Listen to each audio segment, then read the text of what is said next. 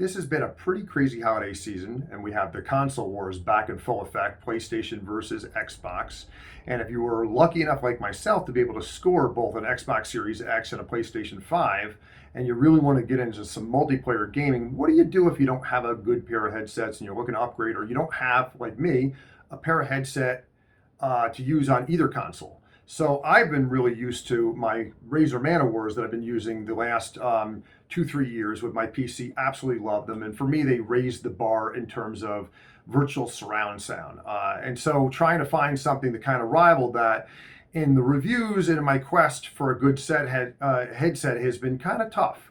And I narrowed it down really to two different models. And we have, of course, the much highly touted PlayStation 5 and PlayStation 4 Pulse 3D wireless headset that has just come out for use with PlayStation 5. And there's also the Arctis 7X and 7P, the 7P being the blue version used specifically for PlayStation 5 and PlayStation 4, and the 7X, which can be used on the Xbox.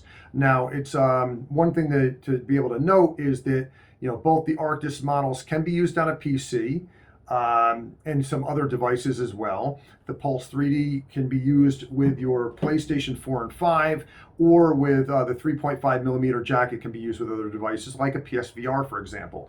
Now, the Arctis as well comes with 3.5 millimeter jack and cable, and so that can be used as well with other devices. Plus, it comes with a dongle, a USB Type-C, that can be used with your smartphone if it's a later phone and it has that port on it.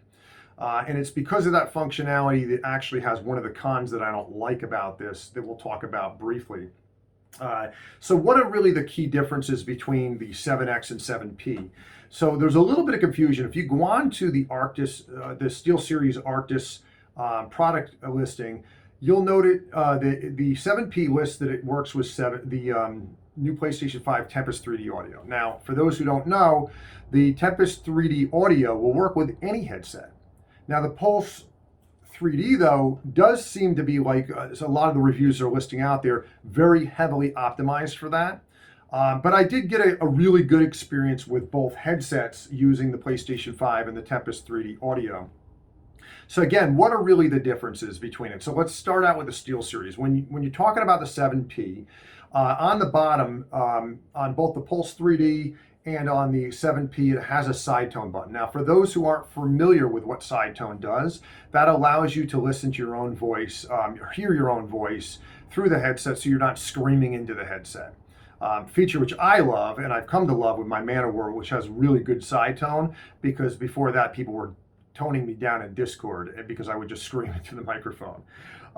So that's a great feature that you have on both the Pulse 3D, and you do have on both the Arctis 7P as well. Now, the Xbox does not support that feature, so in lieu of the side tone button, what they've added is a dial that allows you to adjust between the volume you hear in game for your sound effects, music, and whatnot, and your chat. So what are the other differences in terms of audio? None. The 7P and 7X both use the same 40 millimeter drivers. They both offer the same Tempest 3D audio experience, despite the fact that not listing it on the 7X. So why would I want the 7X, right? Simple. The 7X, unlike the 7P, can work on both the Xbox and the PlayStation.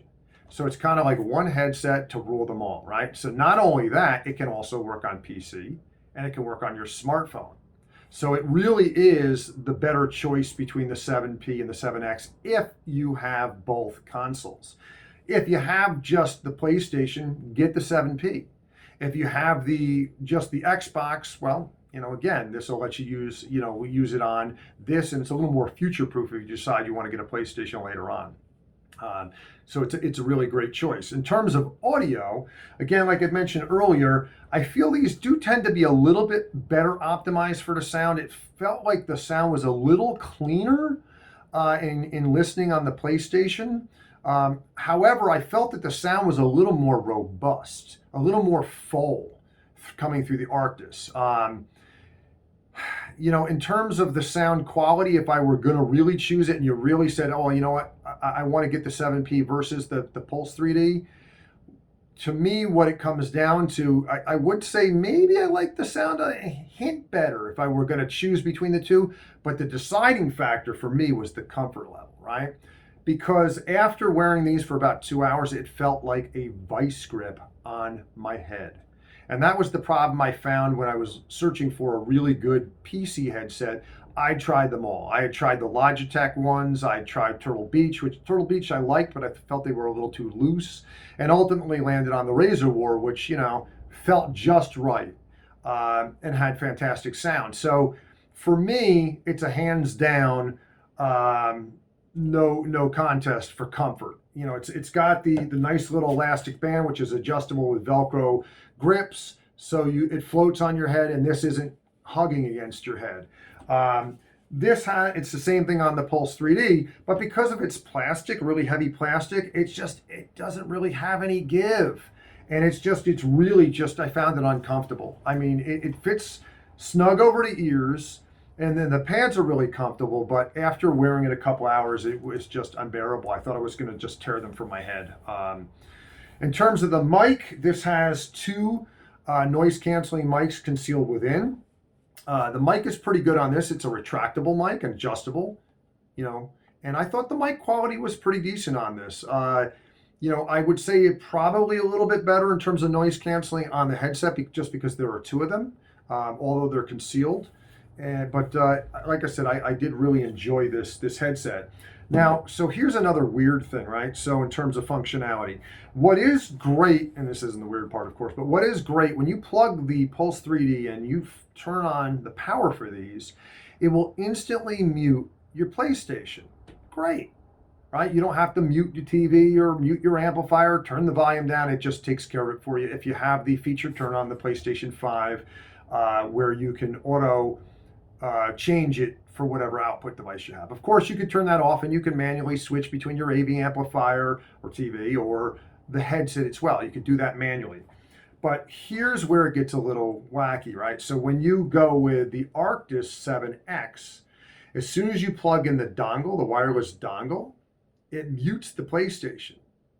And the only way you can unmute it is to either remove the dongle or go into the settings of the PlayStation 5 and toggle it between your headset and whatever other output you have, whether it's TV or AV amplifier.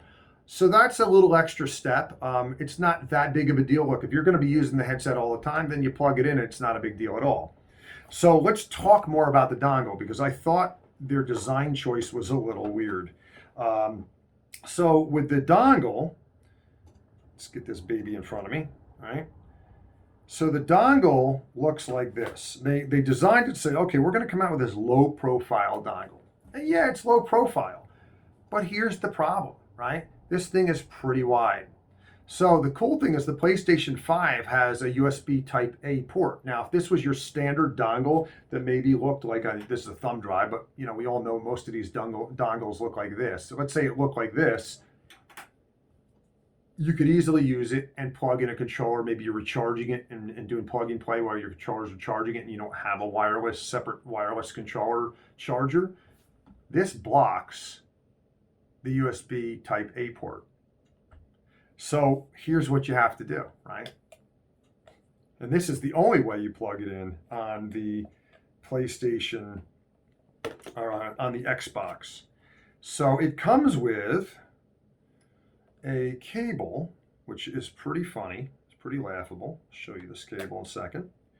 As soon as I can get the one end to the other, got a little spider's web going on. All right, so on one end is a female Type C. You plug it in like this.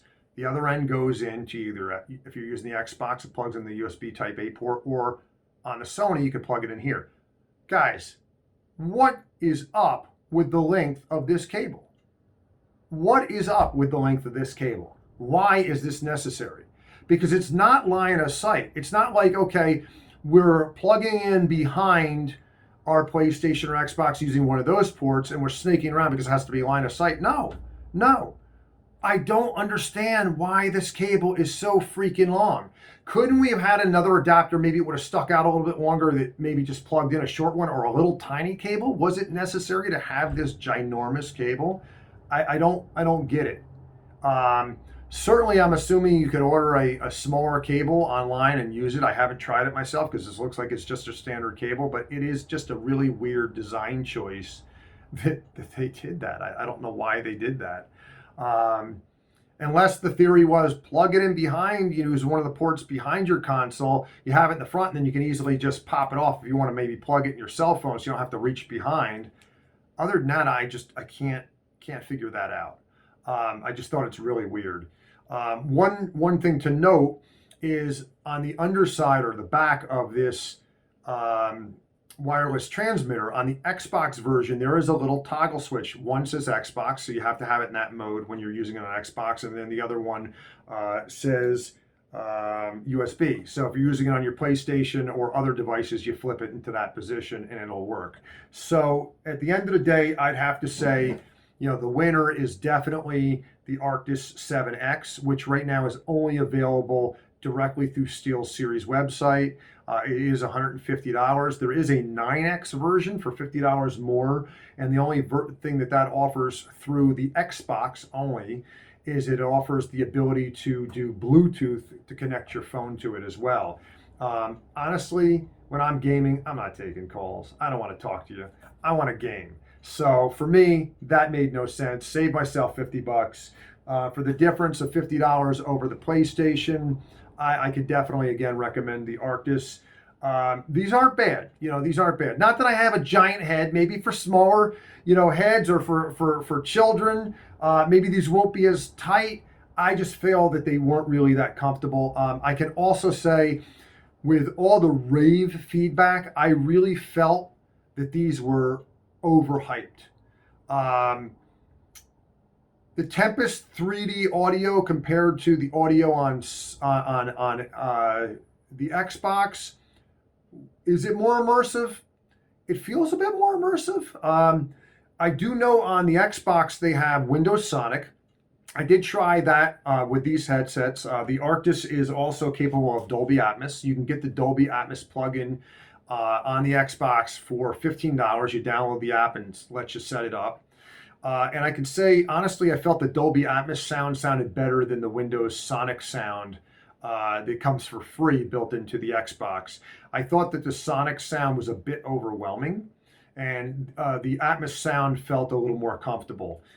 So certainly, I think for the $15, if you're going to go with the Arctis headset or any Dolby Atmos capable headset on the Xbox, it's worth the $15 to purchase that app and enable it.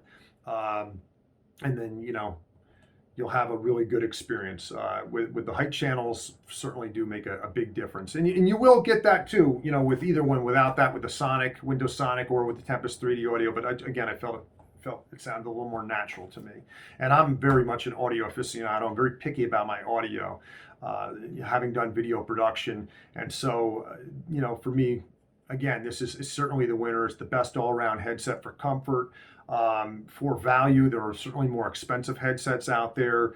And ease of use, with the exception of the dongle's a little weird. And the last thing I want to just point out, guys, is in these companies, I don't understand it, right? So what if you want to charge and play with your headphones on these things? Guys, this is the length of this cord. What am I going to do with this? Really? What am I going to do with this thing? It's just too short. So if I want to plug it in and I want to use these headsets and my charging time has gone down, I need to buy a longer cord. And that said, with the charging time, you do supposedly get 12 hours on this. I found they seem to more rapidly deplete, than 12 hours. And these are rated for 24 hours. And they do seem to get a pretty lengthy time. Now, I haven't really gone a full 24 hours testing them yet, but I can say that it does seem like it goes that length of time. So that said, guys, happy gaming, and be interested to hear your feedback about what headphones you like and have tried, and whether or not that 7P feature, when you plug it in, if it's a little bit more plug and play on the PlayStation 5. All right, peace out, enjoy, and have a happy holiday gaming season.